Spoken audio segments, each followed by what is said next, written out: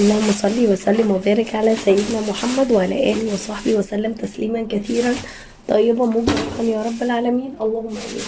اللهم ارحم والدي وعمي وجميع موتاكم وجميع موتى المسلمين. اللهم اغفر لهم وعافيهم واعف عنهم. اللهم آمن كتابهم ويسر حسابهم وثبتهم عند السؤال يا رب العالمين.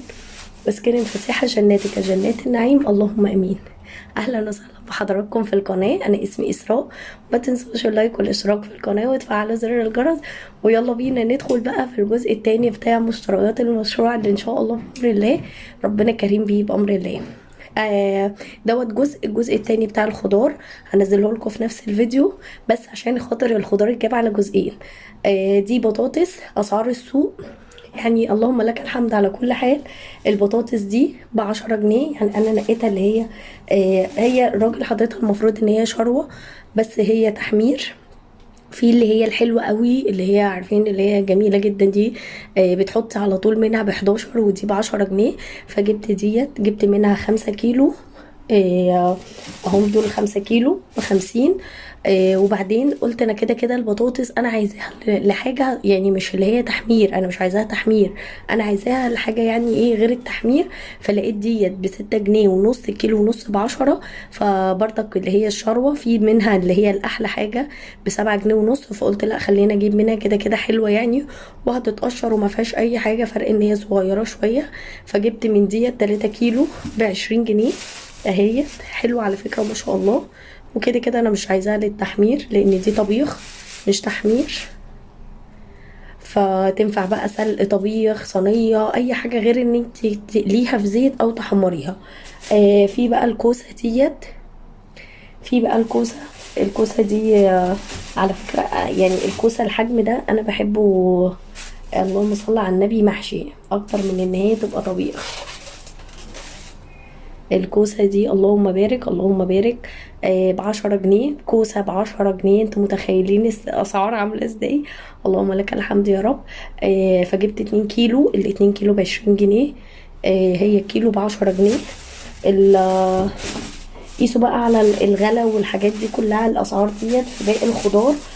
انا سألت على البطاطس، هي ب11 وب10 وب6 ونص وب7 ونص اللي هي مش تحمير. الكوسة ب10 جنيه.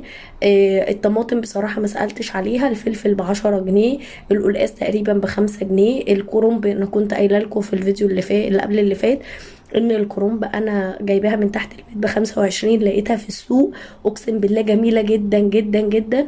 ومش فاكرة قال لي ب10 جنيه ولا ب13 جنيه. فاللي هي يعني من السوق ارخص، ما تستقربوش، انا بس كنت مضطرة. هنزل لكم الجزء التاني بقى بتاع باقي الخضار، وهعرفكم كل التفاصيل في فيديو التحضيرات بتاع بتاع ان شاء الله بامر الله. الحاجه ديت هعرفكم كل التفاصيل في فيديو التحضيرات بامر الله تعالى. بس ما تنسوش اللايك وترفعوا الفيديوهات باعلى فيديو، اعلى حاجه في اللايكات علشان خاطر توصل لناس كتير. تنسوش اللايك والاشتراك في القناه وتفعلوا زر الجرس. وتعالوا نشوف بقى اسعار باقي الخضار التاني. رجعت لكم بقى مع الجزء التاني دوت، كان متصور قبل الفيديو الاولاني، يعني دوت كان قبلها بيوم او يومين تقريبا.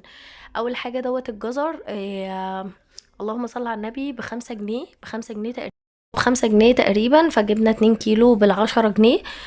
بس الجزر حلو جدا ما شاء الله، اللهم بارك بقى، جزر الشتاء والحاجات المسكرة والحاجة الحلوة ديت. فعلشان خاطر الحاجة اللي كانت طالعة كانت محتاجة جزر. انا جبت البطاطس والبسلة. البطاطس اللي انا كنت جايباها الطبيخ هي اللي استعملتها فعلا. والبطاطس البطاطس التانية ما استعملتهاش، دي بقى فاصوليا ما شاء الله اللهم بارك، كانت حلوة جدا ما شاء الله.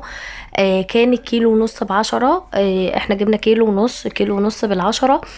كمية حلوة جدا ما شاء الله. عايزة اقول لكم ان في بواقي اتبقت من الحاجات ديت، يعني حبات صغننة كده على قد طبق صغير من كل حاجة. بس اللهم لك الحمد اللهم لك الحمد بقى. استنوا فيديو التجهيزات، حقيقي حقيقي ده كان اصعب فيديو في حياتي.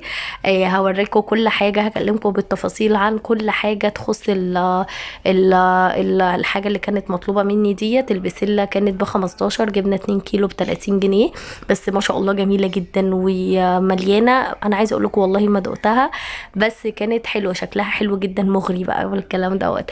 فيديو التجهيزات استنوا ان شاء الله. الفيديو تقريبا هينزل لكم الفيديو اللي بعد الجاي بامر الله تعالى، بس على ما اخلصه لان الفيديو كبير ما شاء الله، وفي حاجات كتير، ويعني ايه هعرفكم تفاصيل كتير جدا، لان الناس سالتني ايه هو مشروعك والكلام دوت كله. فانا هعرفكم كل التفاصيل بامر الله تعالى في فيديو التجهيزات. الفيديو اللي جاي لسه ان شاء الله فيديو تاني مشتريات، و اللي بعديه تجهيزات. كده الفيديو خلص معانا. ما تنسوش اللايك والاشتراك في القناه وتفعلوا زر الجرس، واستنوا الفيديوهات اللي جايه ان شاء الله.